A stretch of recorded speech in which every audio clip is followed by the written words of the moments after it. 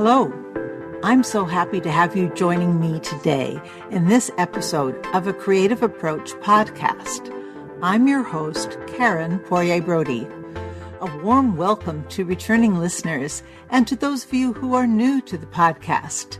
At a Creative Approach podcast, we explore the life and thoughts of a creative guest every episode. These interviews feature people from many areas of creativity: fine arts and crafts, literature to music, and science to culinary exploration, and more. First, some personal notes. I'm happy to report that life is getting back to normal.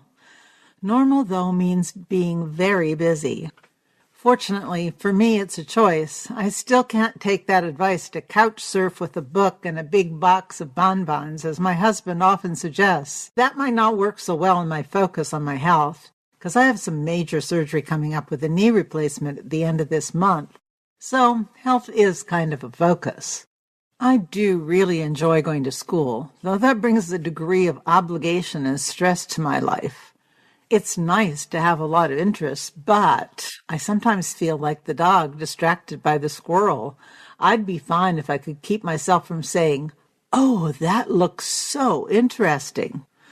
The fact is, it usually is interesting. I'm hooked, and then, especially if life takes one of those twists and turns, as usual, what did I get into? For those of you contemplating retirement, be warned that you can be every bit as busy or busier than your working days. So I've been doing some art and got some pieces accepted into a juried show for our student art show at American River College, which makes me very excited.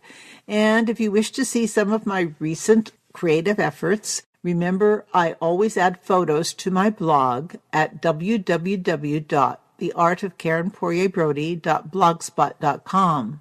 Now, when it comes to art, I was thinking about that with ceramics, that it's very evolutionary in process. You know, you get an idea, but the outcome's not always very predictable. And in collage and assemblage, that's very often so, which brings me to our subject of this podcast. Today's guest, Catherine Rains, is an excellent example of how evolution works in her chosen medium of art. We'll learn how she lets her art speak to her over time as she creates. She'll also tell us a bit about her skills and certification in evaluating personalities. Now, that might be one of the profound insights into her art. She also brings a deep spiritual connection to her pieces. I believe you'll enjoy learning more about today's artist and her work, so join me now as I chat with Catherine Rains about her creative approach. Welcome to a Creative Approach podcast. My guest today is Catherine Rains, and I'm very excited to have her. She has some very interesting, beautiful collage work. She's a collage artist, and welcome to the show. Well, thank you. I appreciate that. Appreciate you inviting me. This is good that we're all set to go here because I think you have some interesting stories. I've read some of your blog and seen your work and followed you. I think it was like Cloth, Paper, Scissors magazine that I saw was maybe first introduced to you there. So I think you've had an interesting art career here, and I'd like maybe you could tell us a little bit about it and what you do. Well, I am a collage artist for sure, but in recent years, 3 years, I've added paint to my collage. So what I call myself is a collage painter because they're really combining the two. So it's kind of like mixed media, abstract collage with a lot of spirituality thrown in there because all of the art is infused with a lot of meaning and hopefully inspiration for those that look at it.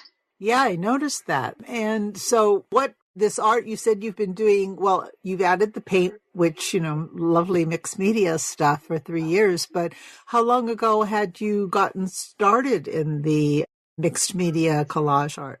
Well, I never considered myself an artist until I was 33 years old. And even then, I didn't think I was an artist. I was, in my family of origin, I was the so-called non-artistic one. My mother and father were very artistic, but I just didn't, I was one of those people that would say I didn't have an artistic bone in my body. but I was in a very challenging professional career at the time in my early 30s. I was directing College Career Center. And although I loved the work, I hated managing people and I hated actually the college environment, which is kind of interesting. It's very, very political and it was incredibly stressful. So I started doing career development on myself because I thought it was kind of a strange thing to be a career development person and hate my job. So I did a classic career development exercise on myself where I wrote down all of the things I loved to do as a child, naturally, without anyone telling me to do them. And as I looked over my list, it was things like playing with Barbie dolls and kick the can and making a fort.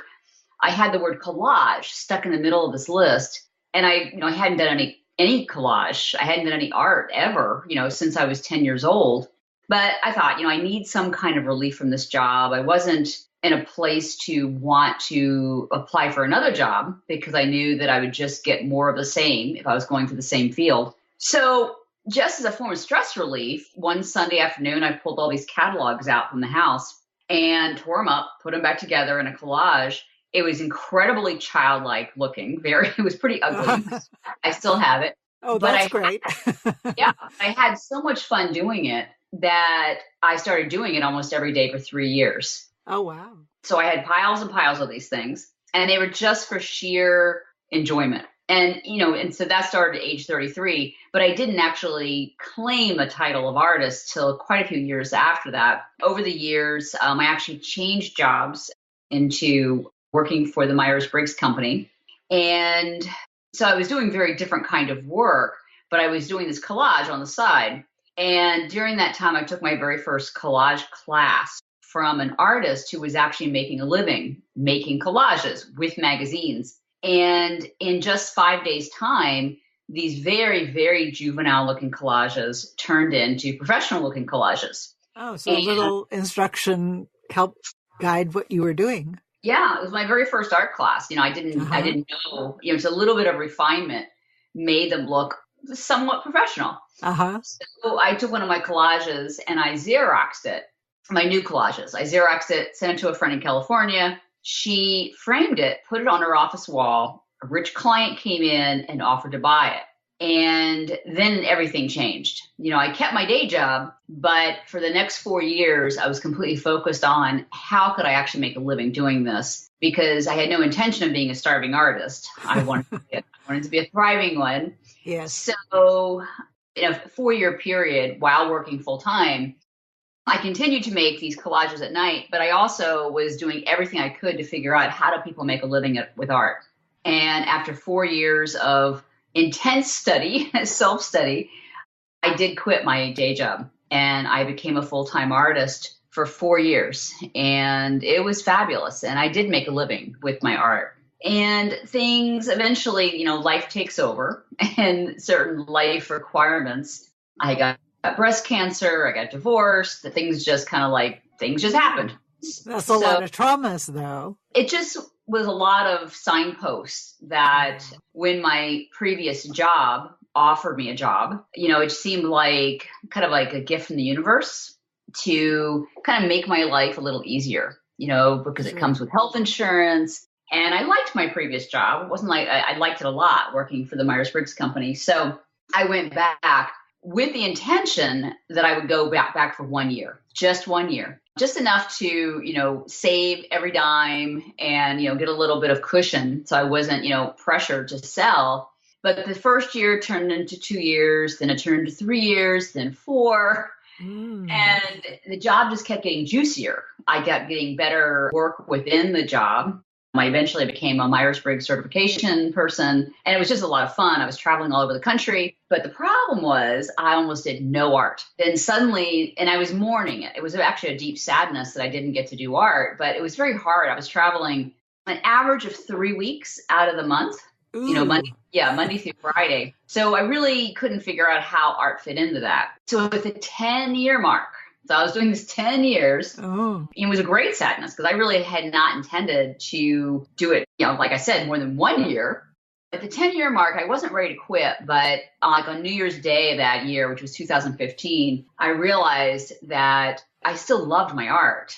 and that I somehow had to fit it into my life with a full-time job, with the intention of eventually making it full-time again, art full-time. So I made a plan on New Year's 2015 to redo or kind of restructure my life so that I could fit art into all the free time I did have. Because, we all do have free time. Sure. But I was, recovering whenever I was, not working. So that recovery time, I decided could be art time. So I made this very, very structured plan where when I was home, I got up at 5 a.m. I did self-care kind of things like meditation and eating until 6:30. At 6:30, I was at my studio table. I worked till 8:30. So like between an hour and 2 hours of art. And then at 8:30, I would exercise, and then I would do my day job, which luckily I got to do from my home. Then when I was on the road, it was a little bit different because I had to get up early to go to work. I was doing stand-up training. I would get off work like 5:36, find food, and then by 7 o'clock, I had set up a full studio in my hotel room. Which is why my Instagram name is called The Hotel Artist, because I was actually doing almost 3 hours of art every night from hotel rooms. And I produced a tremendous amount of art in a very short amount of time because of that. It was a lot of focus. So that kind of very focused energy, the whole idea is that I was going to find a way to go back to full-time art. Sure. And I kept asking kind of like for guidance from my higher self, from whoever wanted to give me guidance when, make it obvious when it was time to go back. Because, the golden handcuff thing, well, for me, it was really real. I had a great gig. I loved the work. I was being paid, very generously. I had great benefits. I worked for a California company, which is in Silicon Valley, which makes it better. Even though I live in North Carolina, I was being compensated as if I lived in California. So it was a really hard thing to give up, especially when I really love teaching the Myers-Briggs. So it was a real, like people would say, like, why would you give that up? It's such a good thing. Everyone wants my job, when I trained on it. But eventually the company I was working for, Myers-Briggs, they allowed me to start with them as a contractor instead of full-time.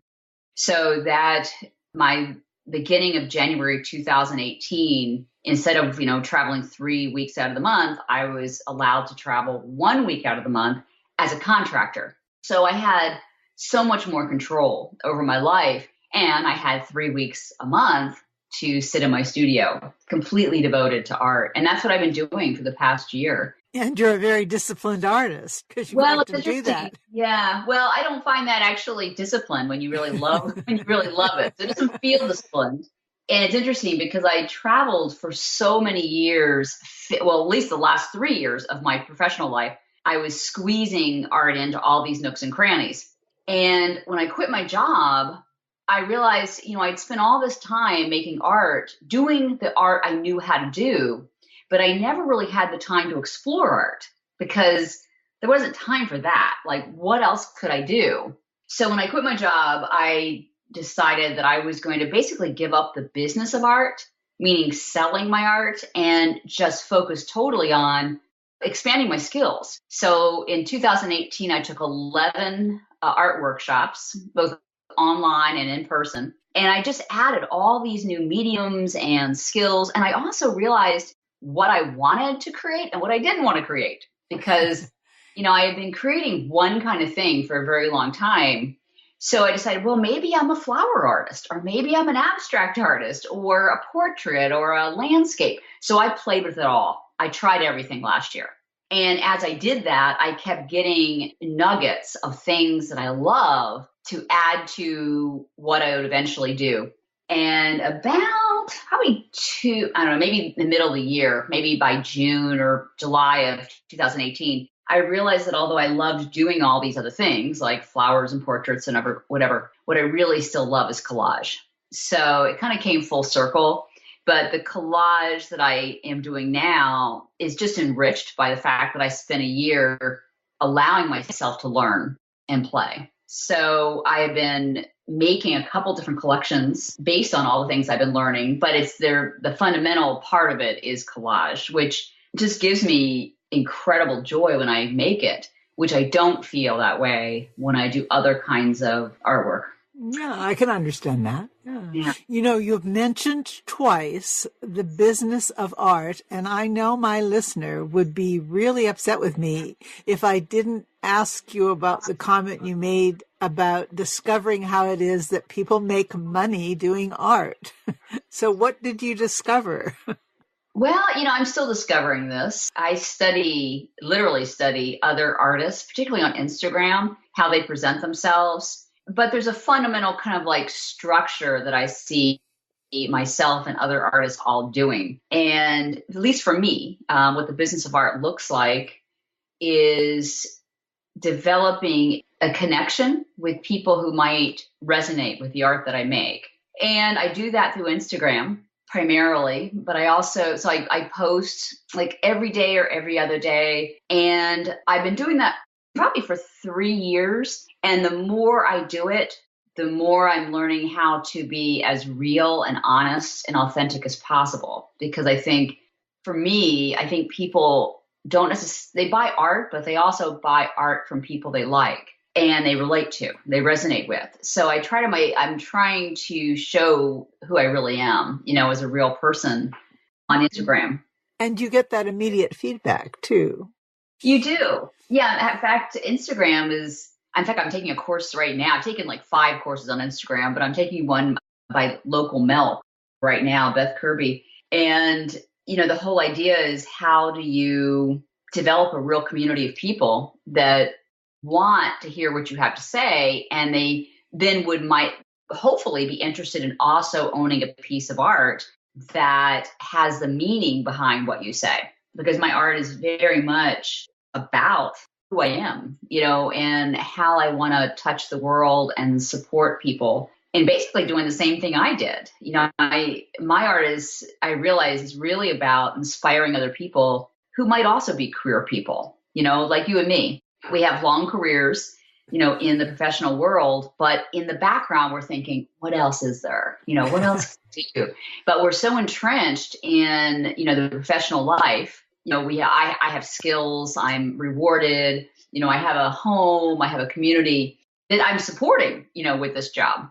Right. So how do I also do a passion project, on the side that could possibly actually support me? So back to your other question about the business of art. So for me, it's a combination of Instagram, which is, how do I connect to people, and also blogging. So I probably blog twice a month, and I send out a newsletter once a month. And then as I'm doing that, I'm also creating a collection of work. And I have been working on 2 different collections. My first one in over a year and a half is going to be released hopefully on May 1. That's the plan, at least. But there's a lot that goes into that. So now I'm kind of gearing up to kind of revising the website and, getting more press, getting the word out about what I do and what my work means, like why someone would want it, other than the fact that it might be something they think is pretty, or attractive. I'm hoping that people will want it because it speaks to them on a deeper level. It inspires them in some way to possibly, almost like my art is kind of like a talisman to inspire people to believe they can have a second wind, a second life, do something else in addition to being a successful professional person. That's great. And then you mentioned something, and you're talking about the meaning and everything. And then I think you touched on something to do with spirituality. And how would you say that is an influence, or how you came to focus on that? Well, that's a good question, Karen. Really, my art is all about spirituality, the whole thing. The whole process of making art is about spirituality. So like my process every day is, I have like at least 10 pieces in my studio right now, maybe more than that I'm working on.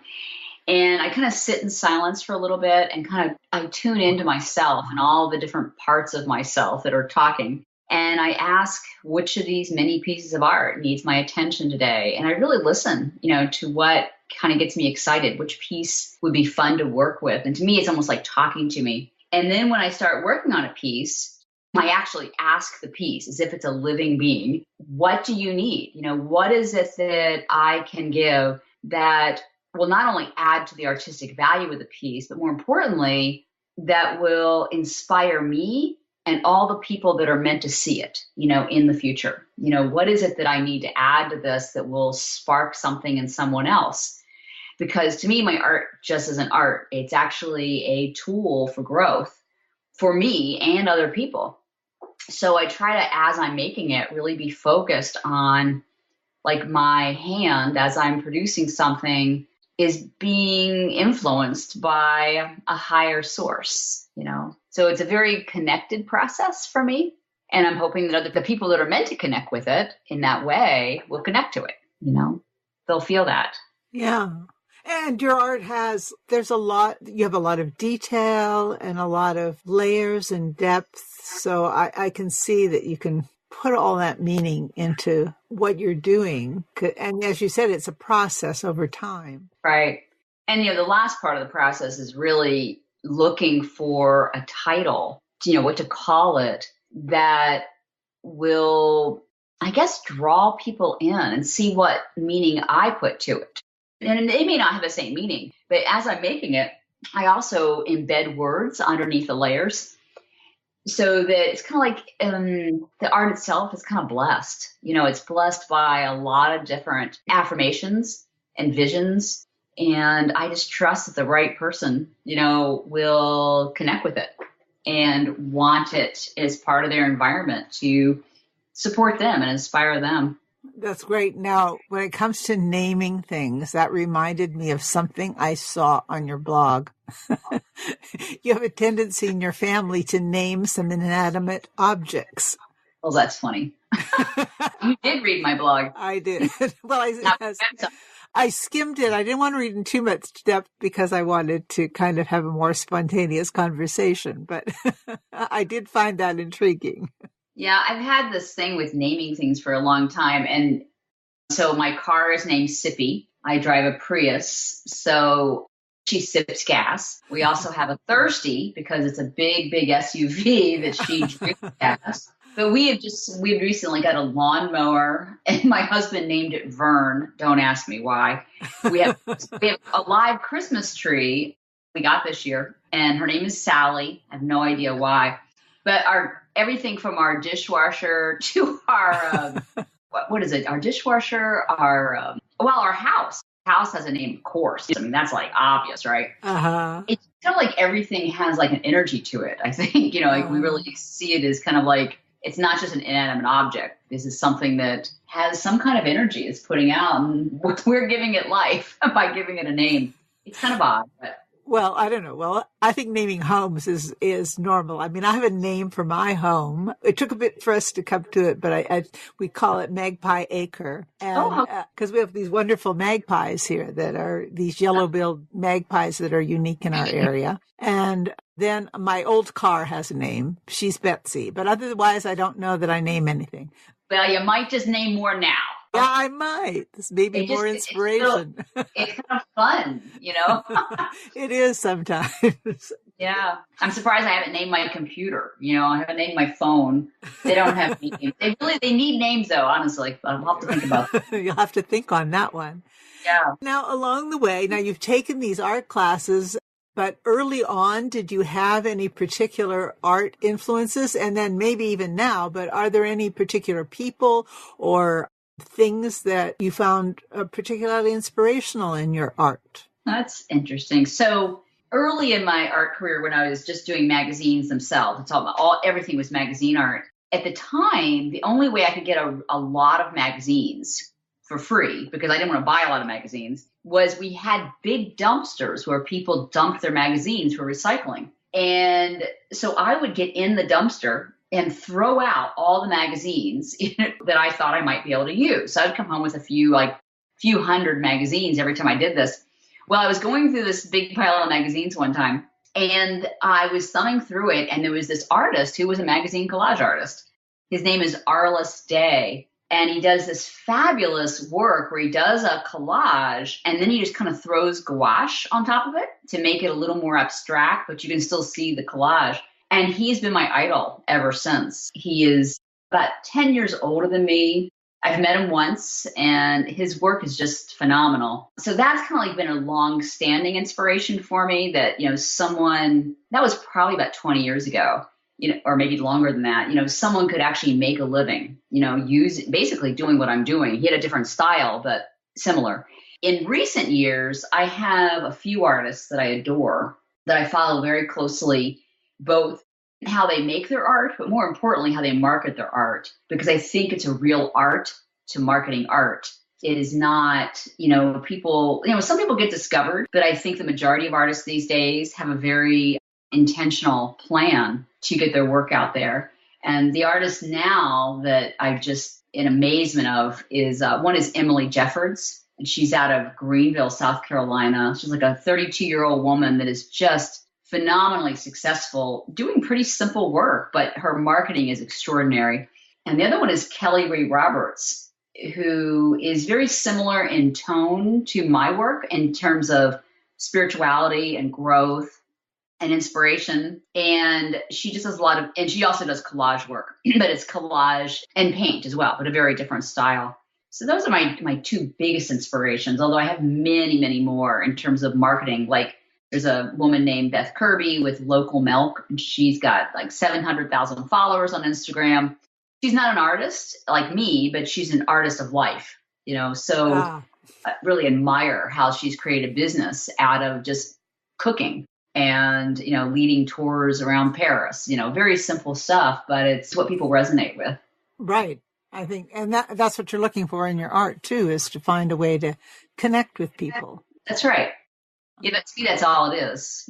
That's why I realized last year when I was doing all this experimenting, that although, I can paint flowers and I can paint landscapes, I can do these things and they look okay. I mean, I like them. People have asked to buy them, but they don't give me joy. They don't make me feel connected. Like I don't feel connected to the art when I make it. And that's what kind of finally turned me back to where I started. Because when I do collage, my heart just does somersaults. It's like, oh my God, this is fantastic.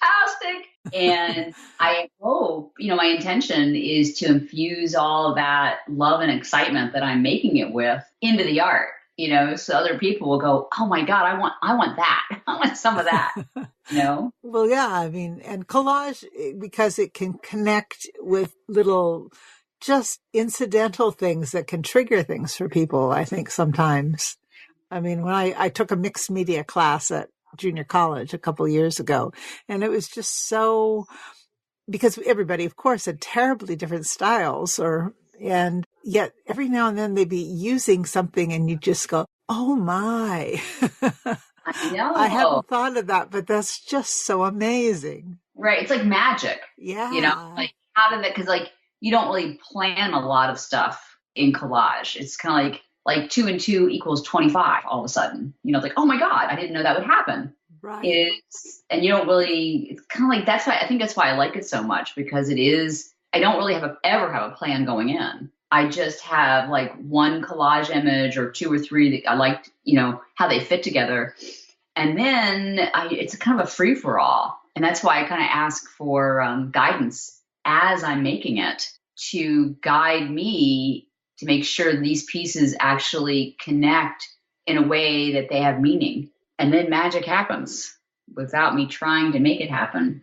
That's a real interesting observation. And so now, are you exclusively an artist, or do you said you did kind of work as a contractor for your company? Do you still dabble in the Myers-Briggs, or? I do. It was actually, so I have a special skill set, that is unique. I train people to use the Myers-Briggs. I certify them. So because I have this skill set, I can just do that one time a month. So in fact, I'm doing it next week in Boston. So I just do it basically Monday through Friday. I come home and I have the rest of the month to myself.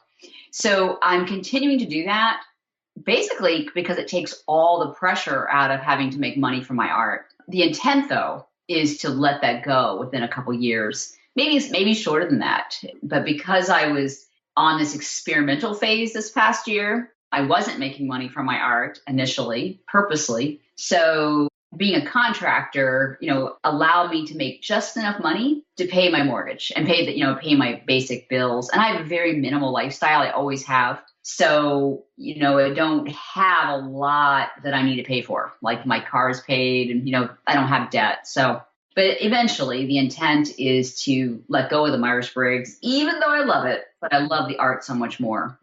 Doing art 4 weeks a month and not 3 would be the ideal. But, 3 weeks a month isn't bad. So, yeah. Oh, well, I was intrigued because my husband's been a big fan of Myers-Briggs. He was an office manager and enjoyed that whole process of working through that with people. Yes. I train people like your husband to use it with their staffs. And I love doing that. It's actually, that's part of the reason why it was so hard to go part-time with us, with the Myers-Briggs, is because I see people open up in the most amazing ways in front of me. So it's hard to give that up, but I get my fix once a month, so it's good. So that part works. And it probably maybe helps inspire your art, wouldn't you think?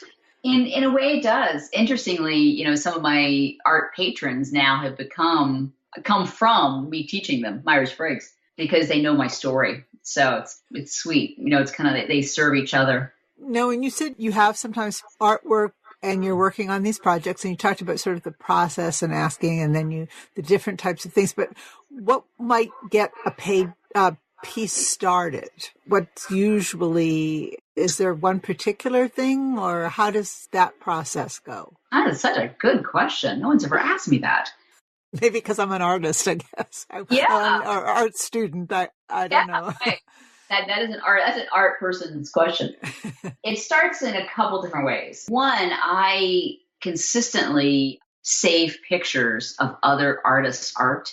Like I'll screenshot it from Instagram or off the web, and then I print it. And I've got an idea book that's separated by category. Like I have a bird category and a woman's picture category, a landscape category. And so I file it by category. And so like right now I'm working on a series with birds and nests. That's what they have, birds and nests. But I'm kind of stumped about what to do with a couple of them. So I'll go through my idea book and I'll come up with like, I could put a vine there. Kind of like it prompts me to come up with an idea that's similar to add to something. Or I use my idea book to actually inspire the new collection period. Like the collection I'm working on now, they all have birds and nests. And that came because I was looking at other artists' work. And I'm not copying them at all, but I'm copying kind of the idea behind it. And the other way that I've done it for years and years and years is I have probably 1,000 magazines piled up in a room. And one by one, I go through them like when I'm watching TV and I rip out different images that I like. And then probably maybe 3 or 4 times a year, at this point, I've probably got like 2,000 or 3,000 ripped up pieces of paper in this big pile in my studio. And probably it's coming time, maybe in a month or so, I will file or I'll spread all these little pieces of paper out into categories. So I'll have a bird pile and all different kinds of piles, by color, by shape. And then I'll also have a favorite pile. So images that just like, oh my God, I just love this picture. And so when I look at those pictures, I kind of sort them and say, which of these pictures am I so excited about that I just want to look at it all the time? So I'll take that, those 2 or 3 pieces out and I'll say, how could I actually add more pieces to that and start a collage? And often that's how, a whole series gets started, just because 1 or 2 pieces just gets me excited, just to look at it. And then I make it my own, from that kind of really simple beginning. Thank you very much. I loved hearing this, about your process. And now, do you teach classes? I used to teach art and I want to teach it very, very much. I've always envisioned myself kind of combining art teaching and looking for the meaning behind the art. Have you ever heard of soul collage? Soul collage? No. Soul collage is this international thing where you can get certified in it. It's not what I do, but it's basically helping people learn how to make a collage and find the meaning behind the collage. So that is, in a nutshell, what I want to do. So I want to teach collage and painted collage like I do, but then also show people how to find the meaning behind it at the same time. So I used to do work like this, but I had this full-time job. So there was no room for that. But in the next year or two, I hope that I will start teaching again, either online or, in a live format or both. 'Cause I love teaching. So it's kind of like it kind of would take my love of teaching the Myers-Briggs and put it into an area that I like even more, which is inspiring people to find the artist within them. Because to me, collage is such an accessible art form.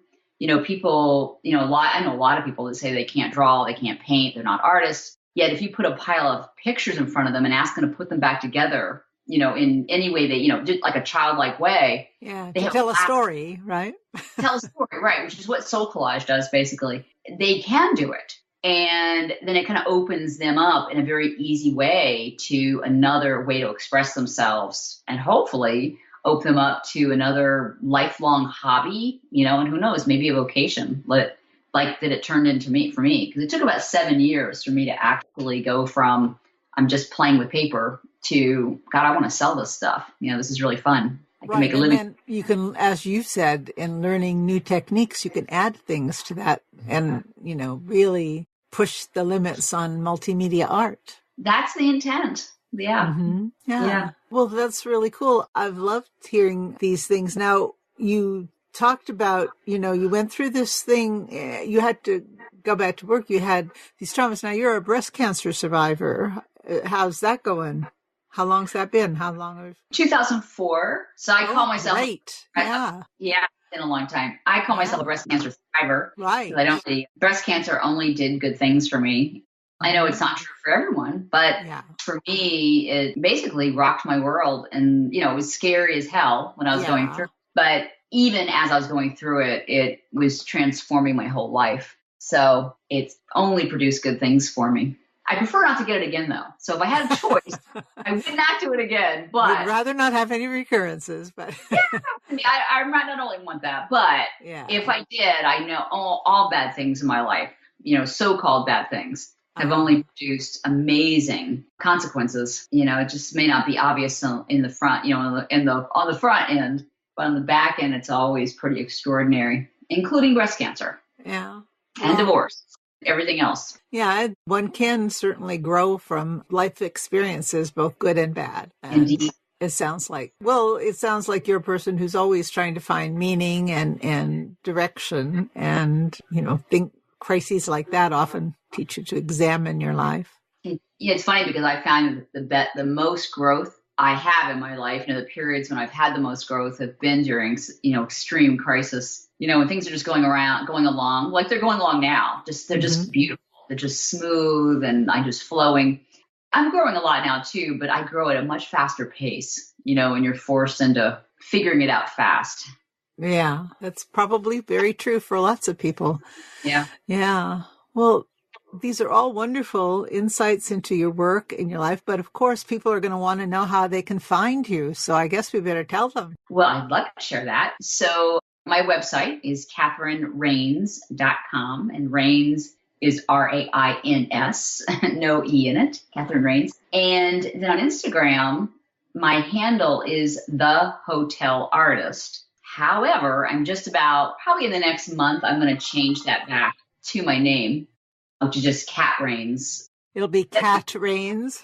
Yeah, just Cat Rains or something like that. Just because now that I have all this time to do a lot of art, 3 weeks a month, the hotel artist isn't true anymore. So I actually don't do, when I do travel, like next week I am traveling to Boston for the Myers-Briggs, I won't be doing art. I'll do a little bit of business of art, but basically I'm relaxing at night, which is like heaven because I've been pushing for a very long time, to get to the place I am. So it's kind of like I get to reap the benefits of all the hard work I did in hotels. So yes, and it sounds like you were very productive there, since you said you set up a full studio in your hotel room. I did. I was actually, for those 3 years, I actually traveled with 2 50-pound suitcases. And one of the suitcases was just full of art supplies, paint, canvas, drop cloth, you name it, anything you need for a full functioning studio. I always hope that I never allowed maids no one could come in my room during the 5 days I was there. I was afraid they'd catch me, Yeah. because I always cleaned up, knew it. But you didn't want the upsetting things that you might have in process either. Well, that's true. That's true. But, I can easily leave an extra little piece of paint here and there, but I know how to clean everything up. So, yeah, well, there's some really good products up there for getting rid of a lot of paints and stuff. That's true. And I had to learn how to find those. Yeah. But yes, I've been introduced to a number of those because I need them too. So that's great. And so CatherineRains.com and The Hotel Artist for now on Instagram. And those would be the two main places. And I guess you're on Facebook and Twitter? Not so much. Not so much. I am on Facebook with Catherine Rains, but. Yeah. Well, that kind of connects with Instagram. It does. Yeah. Okay. Well, that's really good. I'm glad we'll have those links up for people and some of the many things we've mentioned here in our conversation. Now, normally I usually close out my interview by asking my guests to tell my listener some general thoughts that they have about creativity. Is there something you could offer us here? Yes. Let me think where I'd want to go with that. Well, my general feel about creativity is that we all have it within us. And however, we all may not have the desire or the motivation to express it in the same way. In fact, I think we all express it in a different way. Some people want to express it, as like I do with fine art. But I think almost anything is creative, if that is what you want to express in the world, whether it's cooking or gardening or, just talking, in a creative way or writing poetry. I think all of us have some kind of very rich creativity within us. And if we feel compelled to express that in some way, I think there's a million ways to do it, whether it's knitting or fine art, to me, it's all creativity. And I guess that's part of my intent in the world is to inspire other people to find their own unique expression of what creativity means to them and help them step into that for their own enlightenment and awakening. Very good. I like that, being inspirational to others to encourage their creativity, because I agree with you that we all have creativity and we have to find our own creative approach. That's the name of our little show here.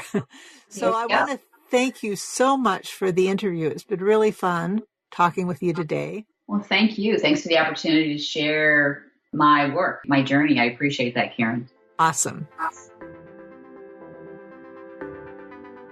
Thanks for joining me at the podcast. It's always a pleasure to have these conversations with people who are passionate about their art and to share them with you. Do visit the show notes at acreativeapproachpodcast.com to learn more about Catherine Rains and her art. You'll also notice that Catherine's changed her Instagram account to catrains.artist. A special thing I found there was her transformation of her studio, and I think that's really interesting. Now, one of Catherine's messages today really resonated with me. She spoke about exploring other mediums in addition to the art process you love. She is an avid learner, as am I.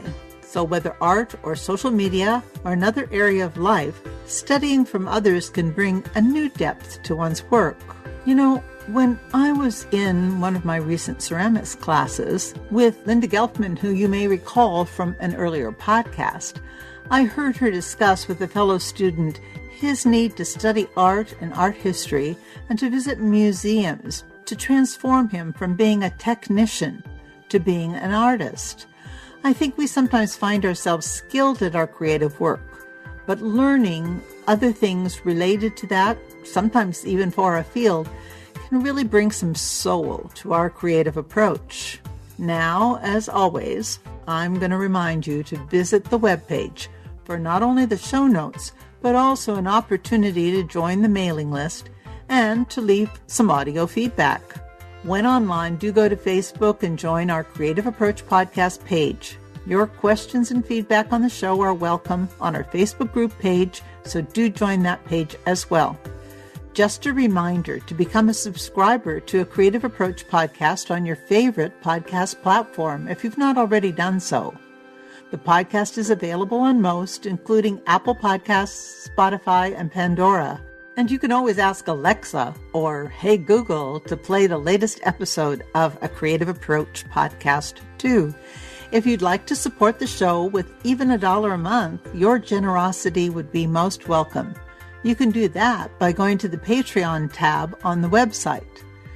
Please join me at A Creative Approach podcast in future conversations where I hope you will find inspiration to make things, tell your story, and explore a creative approach to life.